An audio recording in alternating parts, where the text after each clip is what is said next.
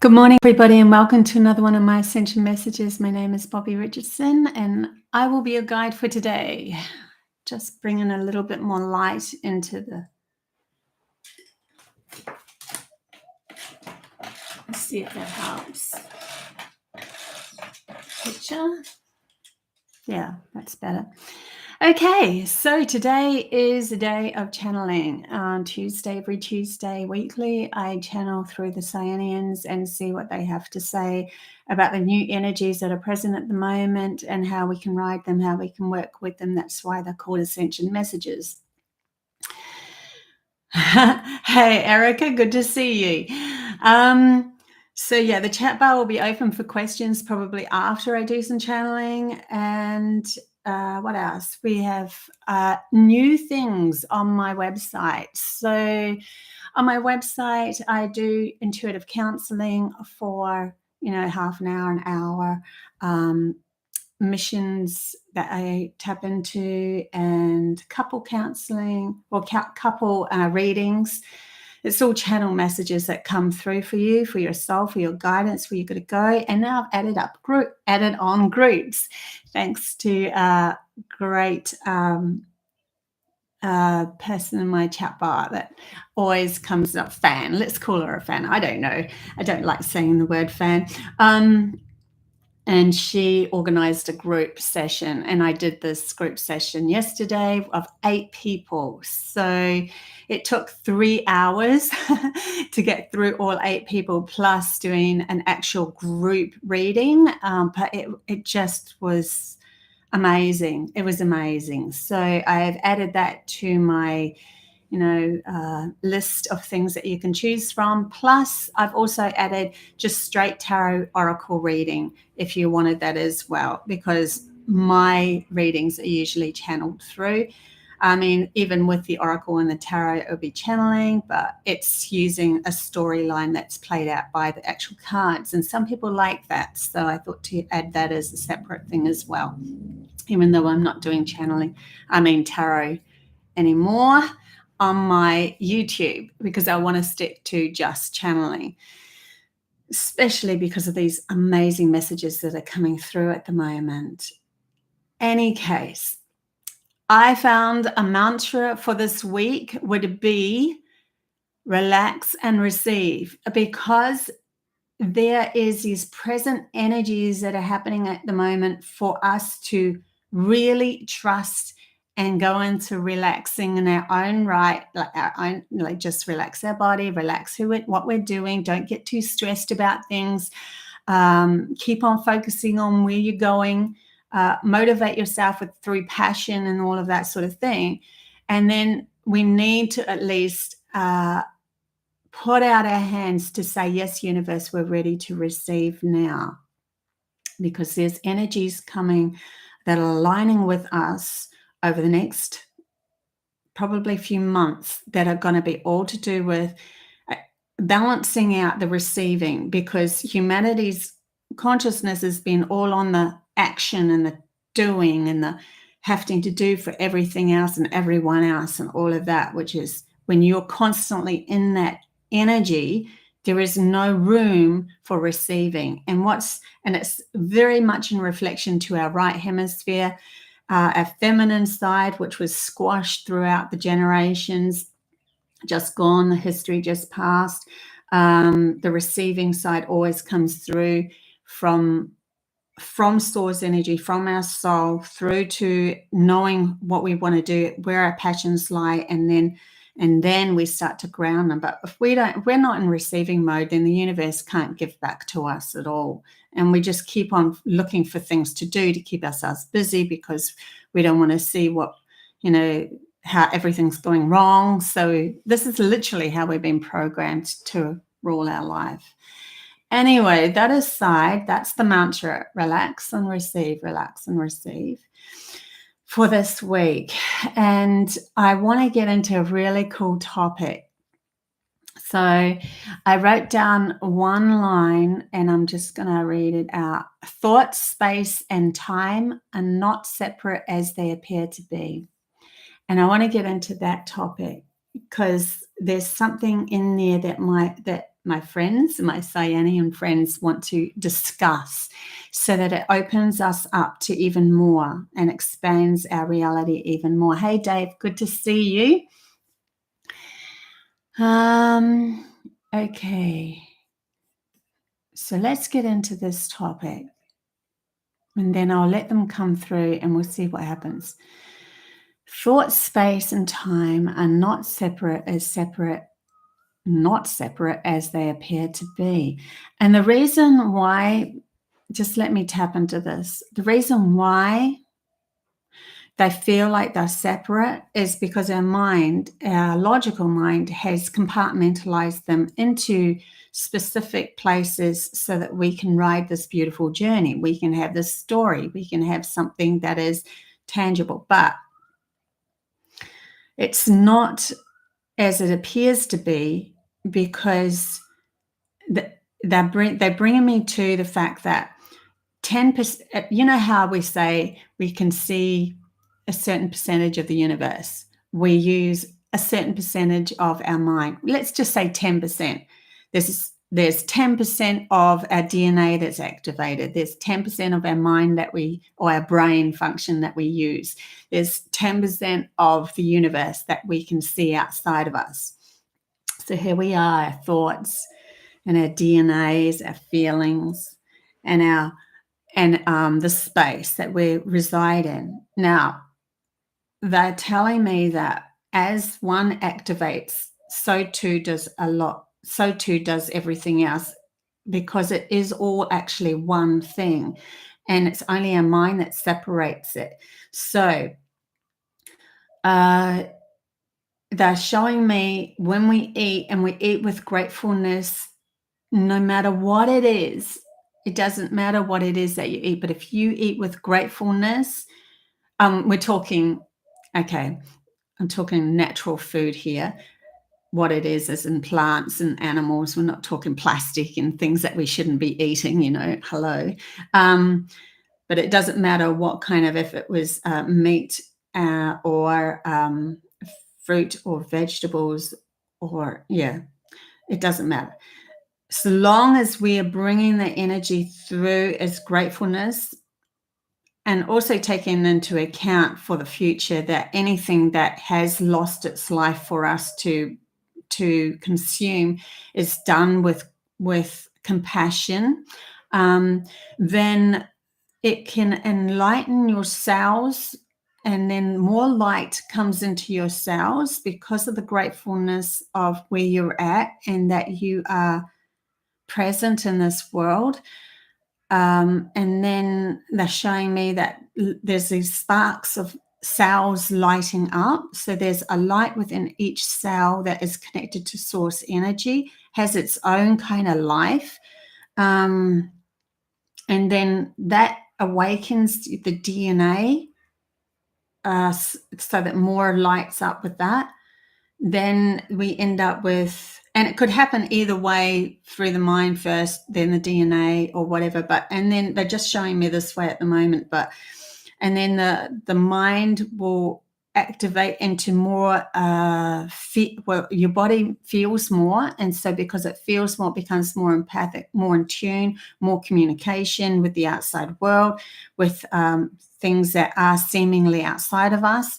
And then with that communication and understanding, we gain more wisdom, so it lights up our mind, and our mind ends up expanding into more. And then we end up being able to see past the smallness of the universe that we have. We create things that can expand our reality past what we thought we were before. So it's kind of like everything is in reflection. It could be that your eyes, they're saying to me, it could be that your eyes end up becoming more sensitive, but you could also be that an action is put in place where you can, you do end up discovering a technique that using something outside of you, like lenses and stuff, to be able to see further out. Or it could be that you end up igniting a gift in you that will make you, because it's like time and space ends up coming closer together, the closer that you, the spark of yourself or consciousness ends up going towards source energy. Okay, so source energy is just love. And the closer that you get to it, the more that you love you and the life that you're in, and grateful for everything that you do, the more that you expand your awareness, the more that lights up the cells, the more that it lights up your mind, it expands, and then you end up allowing, with the time and space starts to fold into one, because everything comes together as one. So this is all done through love. You cannot do this. If you do this outside yourself through a mechanism, it can be used to control. But this is, they're wanting us to bring us back into, I see where they're going with this. They want to bring us back into doing this for our own self, so that we are the vessel of being able to teleport, shift into different dimensions, move through portals, just through the mind, see gateways within our mind, not, you know, and always through the love of self. If you cannot step through those things, you cannot step into the pineal gland through fear, because it will automatically close off. You cannot do that. So those that have been really wobbly out of balance, which was humanity's journey, have only seeked things outside themselves. So they've created these mechanisms to try to keep up with the present energies of us expanding our reality outside ourselves, which ended up still keeping control over others, but they never seeked it within them. So they dangled these devices in front of us, like this is a device of telepathy, but it's an outside device of telepathy. Anything outside of us is something that is already present within us, and it's only through balance that we will find that presentness to be able to expand our reality into these amazing gifts. Okay, I'm starting to get the message through now a bit clearer. Sorry, guys. I knew there was a message there, and I just had to work through it. But it is an expansion of our awareness, or expansion of ourselves through the love of ourselves, being present with who we are in this moment of being here, instead of fighting it. And like, we're literally taught to fight our outside world. We're literally taught to be afraid of everything natural, to be afraid of the sun, to be afraid of, you know, bugs, to be afraid of, and all that does is it actually magnetizes that fear to you. So then you end up getting bitten. You end up getting, your cells start to retract, and it don't produce the right chemicals to be able to handle the sun and stuff like that. They're showing me these weird things that the body will do out of tension. So when we're tense about something, or we're fearing something, we straight away will become tense. And in that tension, we create the very issue that we are afraid of when it comes to health. So this is why they keep bringing us back to relax. Oh, relax and receive, relax and receive, so that we can open up these other gifts within us, which aren't, they're saying they're not actual gifts, they're actually returning back to the normal human balanced mind that isn't under somebody else's control anymore. We're learning to return back to our normalcy. But we've been so many generations feeling not normal, that we've seen ourselves as a different normal. And so that's why they wanted us to go through all that shadow work, peel away all of the things that don't reside. You know, we're starting to see things that are shining in our reality of, that's not the truth, that's deception, that's not feeling right, that's not what I'm looking for, that sort of thing. It's like bling, bling, bling. And then we as ourselves, and because we keep coming back to ourselves and loving who we are, those things we go, okay, well, I don't need to look at it anymore because I know where I'm going, and you have a path where you're going, which will then enlighten you into these new gifts. This is how humanity is going to step out of one reality that was controlled by outside forces that could easily take them away from you, and step into an inner journey of igniting gifts. And I can say to you 100%, telepathy is real. I have had the experience with the Cherokee elder holding my hand and talking to me mind to mind. I can tell you 100% that telekinesis is real, because I've had the experience of moving something with my mind. I actually videoed it, and there is a video of me moving this thing with my mind. Okay, admittingly, it's a small thing, but I'm learning as well. And I also was told by the elder that we have the ability to phase in and out of this reality. So there's this, and we can then step into different perspectives of Gaia or animals or plants, that we can then converse with them in a way that is just, it's literally like stepping into Alice in Wonderland and talking to the flowers, right? But there is just so much more. But that comes with compassion, and you can only extend your vibration through the amount that you've already gifted yourself. So you can't extend into more love with somebody, anybody, or anything, or unless you have already gifted it to yourself. And so it's you that you need to feed the love to first. And then the cells will light up, and then you will magnetize people to you, or you will have a sense of awareness that you can actually feel into what a plant needs, or what a tree needs, or what your vegetables need in the garden. You'll feel into it. Okay, there's something that needs, because you love and you're in compassion of yourself, and you need nurturing, and so you are in this collaborational field that will always nurture you. You will know where to walk to find the berries. You will know where to go to talk to who to build your business, and so forth. So the whole reality shifts through compassion. And when we move into that, we are creating this whole beautiful new world. And it's totally different than the fear game that we are small, victimized, powerless. The only thing that we can use to expand our reality is outside of us, which can be used against us. They're saying to me, you won't find a benevolent Pleiadian with a telephone. That's a universal language, and a universal language is connection.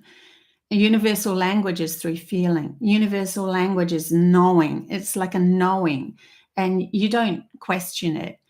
The logical mind is meant to learn from it. The logical mind learns from that. It doesn't learn from someone outside of you that's teaching you through copy and pasting on a book that they learned 100 years ago, or they learned 20 years ago. It's not through somebody else's copy and pasting. Our logical mind is supposed to learn from our right hemisphere. Our right hemisphere is connected to our soul. And if you go into, there's a guy called Dr. Ramachandran. He did a lot of studies on this. And he had this person that was born with two hemispheres of the brain that was not connected through the corpus callosum. So there was it was completely disconnected. They couldn't communicate with both. So there was like two personalities within this person, which we all have, because he just didn't have the connection to be able to feed the story through to the logic. So he could rig up one part of the brain and then the other part, and talk to this one person like it had two different personalities within it. The first one he rigged up was to the right hemisphere, and he said to this right hemisphere, do you believe in God? Absolutely, I believe in God. Absolutely, there is a force. There is a force that we are all that, you know. It had this greater awareness of itself, and it was part of that. And then he rigged it up to the logical side. Do you believe in God? Absolutely not. It is an atheist. But this is because we've learned to shut down the imagination, the intuition, the feminine side, the connection to our soul, to be able to live a life just out. It's very unbalanced through just logic, looking outside oneself. So but the logical side will always be learning from the intuitive side, the soul, bringing in more wisdom, more imaginations that then the logical side can decide, do I want to ground this? Now, this is you as a whole. So it works together in the end through you as your awareness of everything. And when we collaborate that together, we open up what's called the pineal gland. And it can't be open until we come into this peaceful scenario within ourselves. And I know that 100% because I went on a vision quest, and that's what they taught me on this vision quest. So we had to prep for this vision quest. We weren't allowed to eat hardly anything for 28 days, no root vegetables whatsoever. We had to, we were only allowed a couple of fruits, and literally it was just rice, I think, and it wasn't a lot. I remember that much for 28 days, and I felt really good through it. So that's a good indication. If you don't feel really good through any sort of diet, then you know your body is yearning for something. So just be aware of that. Always go through your own feelings. Anyway, and then we were prepping for it that way for a whole month. It had to be 28 days, one whole cycle. And then we ended up not having any food through the actual vision quest. It was like 3 to 5 days, depending. It was my first vision quest, and mine was 3 days.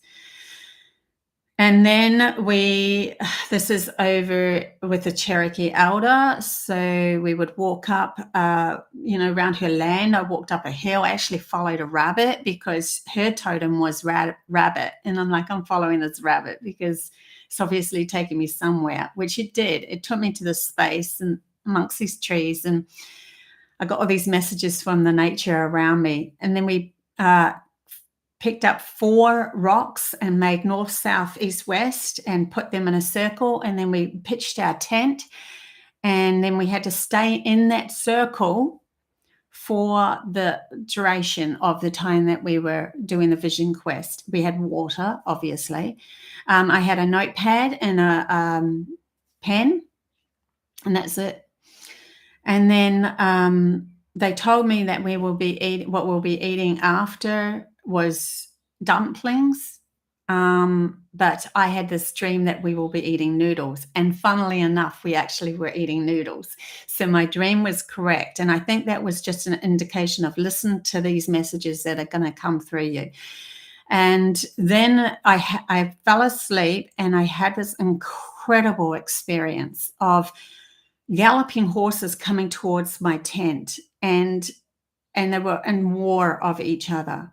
And I was trying to get out of the war, and I ended up finding a cave. And I know I've brought this up on a couple of other readings, but I'll bring it up again now. I feel it's right to do this.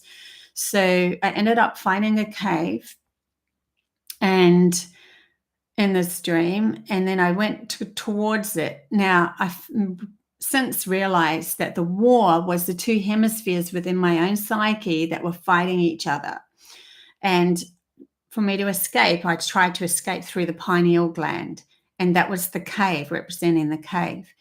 But it was completely locked down because nobody could pass through the pineal gland unless you come from a peaceful mind. And I was coming from a warring mind.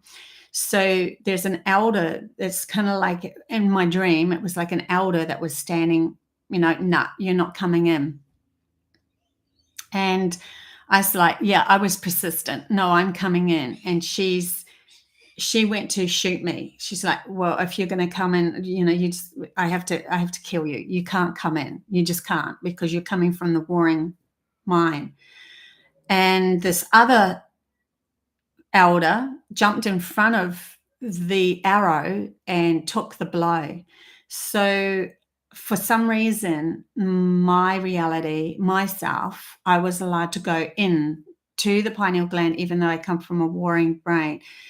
And the reason why is because I am who I am. And I'm all about leading or guiding others into these new realities, these new frequencies. So the elder that threw the arrow, pulled the arrow at me, shot the arrow at me, grabbed my hand, and she visualized trying all these different things to try to stop me. And no matter what she did, I still come crawling back. I still have my hand crawling back. And she's like, go then, go. Obviously, I can't stop you. So I walked up these back steps and kind of like opened up these doors, and there's this beautiful array of colors, a beautiful field. And in front of me was a river. And the river was representing the life journey. And over the river was a bridge, which represented the corpus callosum between the two hemispheres. And then a little boy came up to me, a little blonde boy, and he's like, watch this. And he represented my inner child, my connection to the Pleiadians, because he was a blonde boy, and it was like my higher self sort of thing, as the innocence that it is could be as vulnerable as it wanted to be, because it just knew itself so well. And so he put out his hand and he showed me that the water, he could still the water. So he could still the journey that was coming through. And this is why they're constantly telling us to go through our lives, stilling our mind, keep coming back into the moment. And there was these fish that were coming when he let go of, stilling the water started running again. And these big fish started coming, and that one was dead and the other one was decomposing, that was coming after it, decomposed. And so the dead one's just floating on by, and he said, watch this. And as it goes under the bridge, he puts out his hand, and it come alive and started swimming. So the stories that aren't working for us anymore can be shifted so that we don't keep on looping in just this logical brain, not actually having any story that's shifting us into a new reality, where he's using his imagination to imagine it back into life. And the next fish that was decomposing, I thought there's no way that's going to come alive, but ended up growing weeds, and that turned into a different kind of a fish. So it swam away, and it was another story. So we can shift the stories through the present moment of being still. We can come back to stillness, and then we can allow the stories from our imagination to come through and shift them as they're going through to our logical brain, which will then take them and say, how can I implement this? How can I use the tools, the action? What do I need to do? Who do I need to call? That sort of thing. But it's in line with our soul now. We're in peace with each other, with ourselves, We're in peace with ourselves. And this will go hand in hand with partners of feminine and masculine aspects of ourselves, unions that come together and learn from each other, and learn that, the feminine aspect has a value to give, where it can create a new story. Listen to the feminine aspect of your relationships. How can we shift this? And if it's a way out story, go with it. Let's see if we can ground this story into something beautiful. So this is how we're shifting our reality within our own mind. Anything that you imagine can become a possibility, because there, the universe, our world, our existence, source energy is all that we can imagine. It is anything that we can imagine. But it is because we are choosing as a soul to come through a certain program.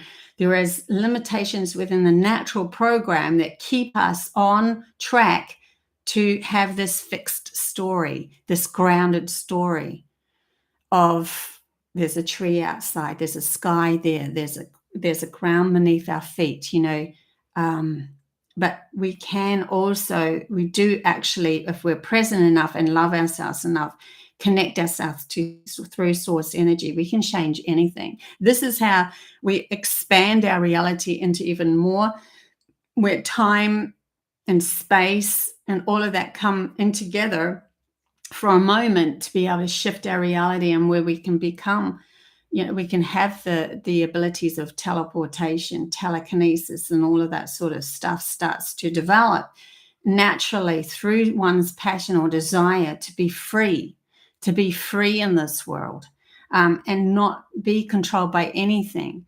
When they took me into these incredible freaking dreams that just seemed so real, where I was in our potential, my mind was completely still in those dreams. It came from a place of absolute self-acceptance. And then I could live in the tallest, I could live on a mountain, I could live wherever I wanted to, because we could manifest our world around us as well as live in the physical world. It was really interesting, really cool. But that was like the grandiose potential of humanity. And for some reason, they wanted to show me that. And I know that we're all, doing these stepping stones towards this, and we are breaking free from a very limited concept of what we could actually create here on Earth, but in a very imbalanced way of living. But it was all for purpose too. So we have to look back at the history and go, wow, what a value did I learn? What a value did humanity learn? We learned how to physically create things, because all of a sudden we couldn't manifest. We had to use our hands and our tools and our physical self, and we become stronger in our bodies. And we learned how to navigate time and how to compartmentalize things, how to farm, how to speak with our words, it still expands our reality. Even all of that limited us expanded our reality, because if we didn't need to do all of that, we wouldn't have even tried to do it. So much going on. I just realized my chat bar has got all this chatting in there. Hey, Margaret, good to see you. And Nicole and Maggie and Lindy and Phoenix. There is so much going on. Patience. I had patience once.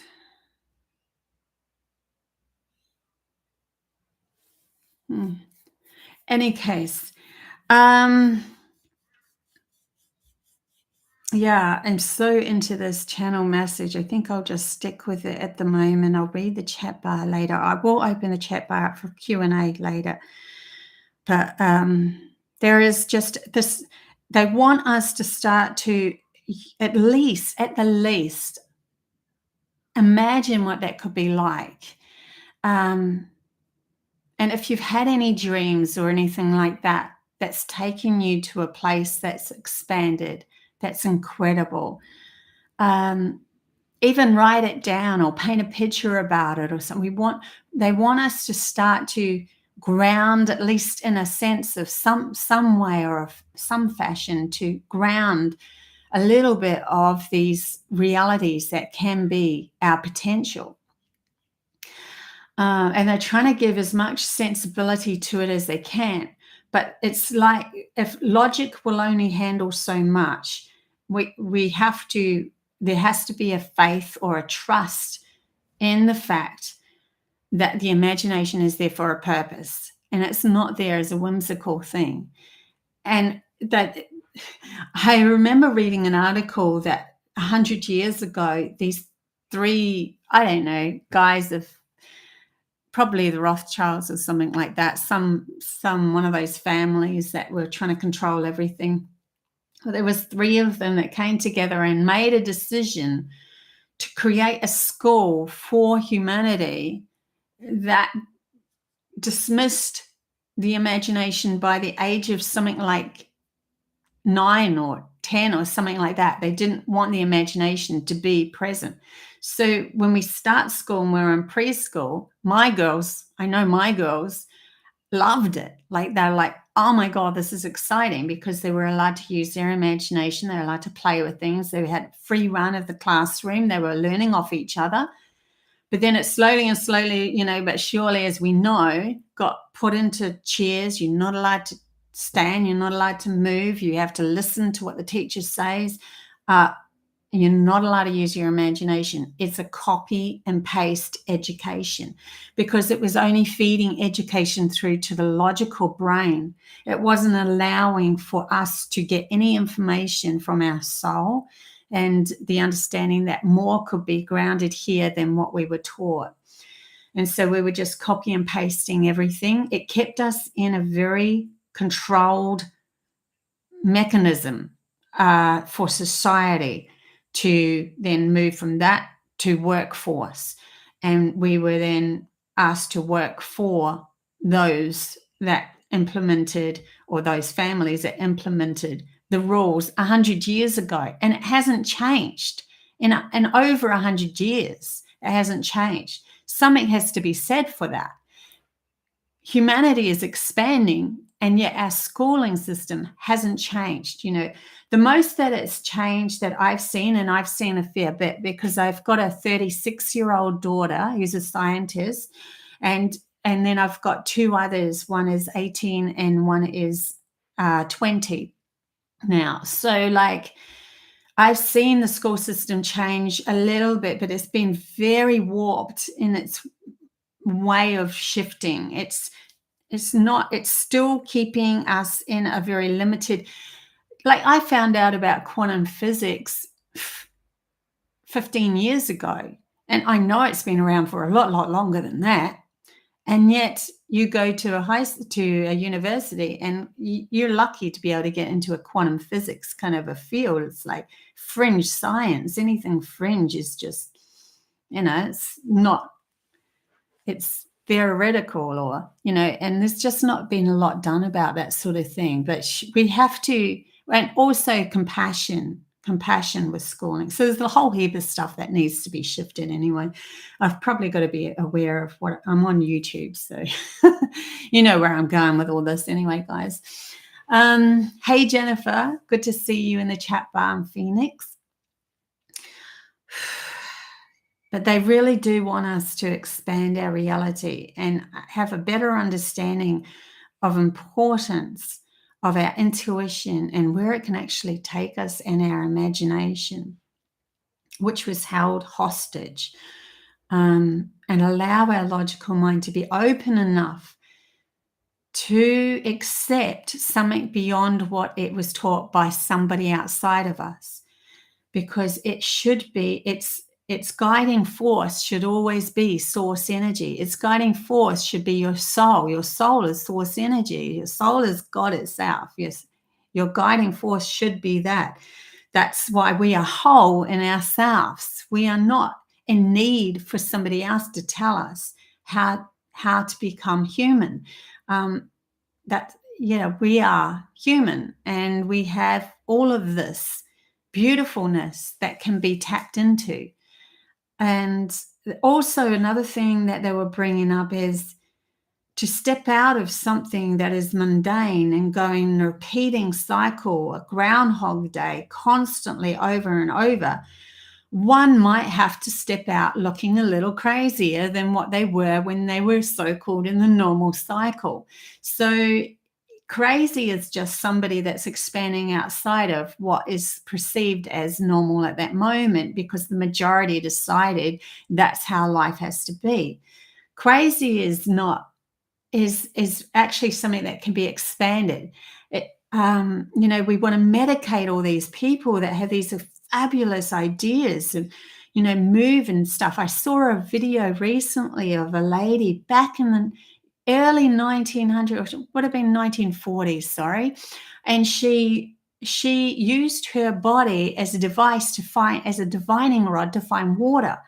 And when she walked into a field, and she was 98% correct to find these wells on these properties, 98% correct. But when she did this movement, it jolted her, like it literally pulled her into the water. And so she made these really weird movements. And that could be perceived as crazy, right? It's something that not everybody does, but she was 98% correct.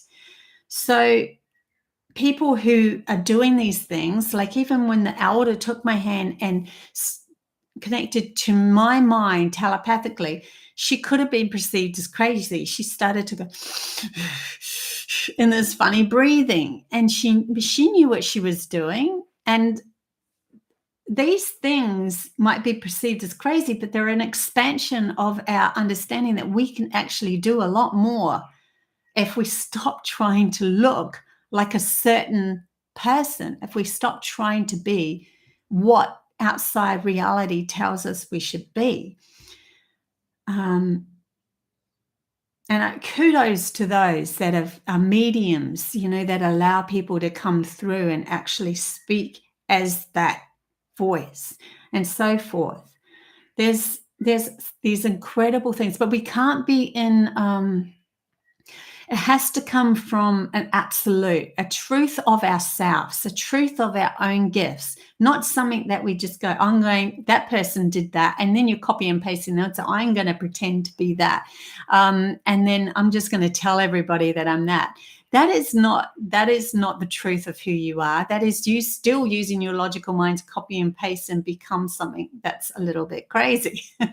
So be aware of that. We don't want to deceive ourselves. We want to come from our own point of view of who we are. That's why I'm not a medium. I don't allow somebody to come through. I am a channeler. I can telepathically feel their vibration and what they're trying to say. I'm an empath, a very strong empath, and I know through their visitation, because I'm a seer as well, and them actually, you know, I've seen them, the vibrational meet that they are and what they feel like, so I can be this channeler. But I'm not going to try to do mediumship and allow someone to come through. Well, not at the moment. Maybe that expands later on. I don't know, but I can't imagine it just yet, because it's not how I feel and the truth of who I am. And so I'm not going to pretend to be anything that I'm not, but I listen to my soul, and I listen to what I love. I listen to what I feel good about. It's not about copying anybody else, but feeling into your own gifts, And everybody will have some sort of gift one way or another, even if it's someone that just holds energy for others and they don't look like they're doing much. It doesn't matter. Yes, I love this discussion. I kind of feel like I'm having this discussion with you today, and there's a bit of channeling coming through because they are reminding me of these stories, but it's a bit more of a discussion today. That's okay. I'll tap into them and see if they have anything else to say as well. Yeah, no one else can tell you how to be human. That is a cool one, isn't it, Nicole? It's a bird doesn't ask another bird, how do I be a bird? Oh, there's these ruling birds that are up there. They know that. Then, you know, they're up on that power line up there. You have to go see them. They'll tell you exactly how to be a bird. Oh, okay. So I'm only allowed to fly this high. I'm not allowed to fly that high. If I fly that high, I look crazy. This is how we've been taught, guys. This is, if you really look at it from that perspective, it's not right? It's just absurd. Yeah, you're not allowed to use your imagination. Oh, no, no, no. That is part of who we are. They couldn't close it down completely. They actually used it against us by programming us and saying, imagine this, think of this, think of this, think of this. And then we're like, oh, we have to think of that. And then we bring it into our reality through programs, TV, movies, and all of that sort of stuff, news, obviously. Yeah, it's pretty insane if you think about it. You know, my cat doesn't go around to a Lord cat over there and say, how do I act as a cat? A cat is a cat, a dog is a dog. Actually, it's one thing that the elder did bring up that I remember. She's like, a kitten will always grow up to be a cat. A puppy will always grow up to be a dog. So what does the creation of God grow up to be? That's what she sees us as humans. Creation of God grows up to be a God itself. You know, that's how she sees it.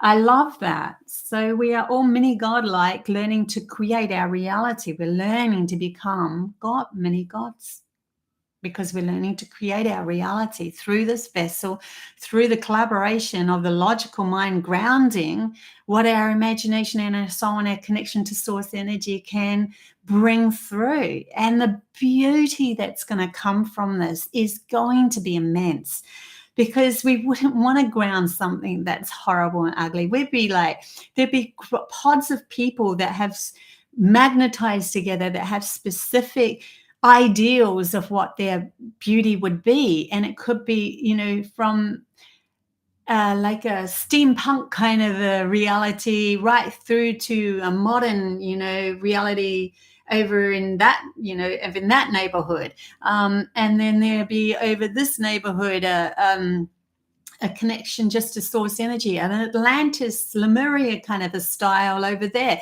Allow it all to be present. Gaia will love it. And then we can move from one to another and visit these places and have adventures. Like, can you imagine that? This is where our imagination can take us, guys. It's beautiful when we come back into self-love, but it all starts off with you loving who you are as a whole person. And that has to come from right in this moment. Okay, I'm here, right now, which is giving me this portal, this door of expansion to use my imagination and see what coolness I can create and ground now, just like a little child playing in a playground. That they aren't, if you don't tell them the limits, then they will expand, you know, into talking to fairies. My daughter used to talk to plants all the time when she was little, and she used to get all this information. She'd tell me these outlandish, beautiful stories. Yeah, so there's so much more to discover, so much more. And it's all going to put a smile on her face. Really is. If I suppose they better open, I said I'd open the chat bar for any questions. I mean, related to what we're talking about, obviously, anything that's personal, absolutely. There's, you know, down below, there's a link down below for my website, and you can have a Zoom one-on-one reading with me. It's all in Australian dollars, so overseas is actually way cheaper, so it's actually cool. But yeah, anyone in the chat bar that has a question related to, I don't know, anything that's esoteric and the ascension of self. I see if there's anything else coming through.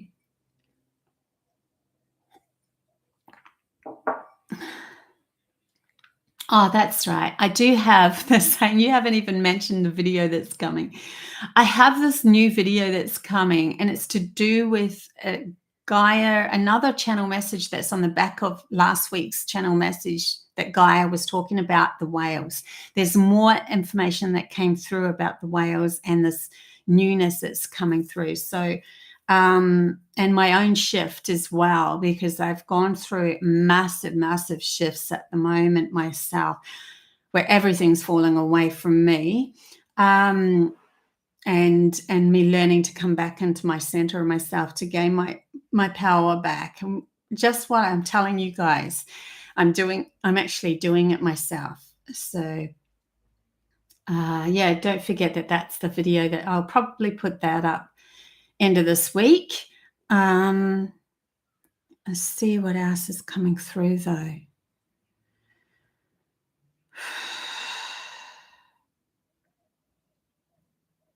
Okay, so it's interesting they're saying even in the realities that we can create, like these different neighborhoods or cities or towns or whatever,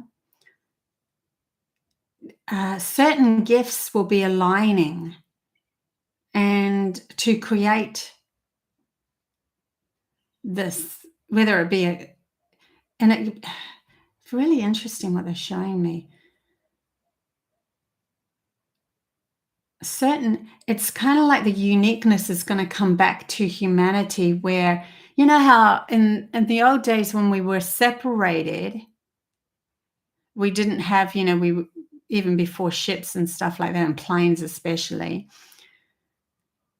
we became very unique, where Japanese were very uniquely Japanese, Europeans were very uniquely Europeans, Aboriginals, Australian originals were very Australian originals, Fijians, and very, they were all very unique. And then as we've gone along and we've progressed and we've become one, it's like everything started to merge into each other in that logical self, and the acceptance of we're only allowed that limit sort of thing ended up just producing shopping malls that look the same over in Japan as what they did over in America and so forth. And the uniqueness started to fade. But they're saying to me, when we cross this threshold of inner self-love and we expand back out again, the uniqueness will start to become again, and even in a different way, and more creative than before, more expansive, and certain gifts will allow for certain things to be developed in those pods. They keep calling them pods of people, groups of people. So where they're showing me, like where a lake would be, where someone might have the capacity of their gift to shift the lake into a turquoise color, where they work with the soil underneath the lake and they shift it so it becomes even cleaner than before, or something like that. And they show me turquoise for some reason.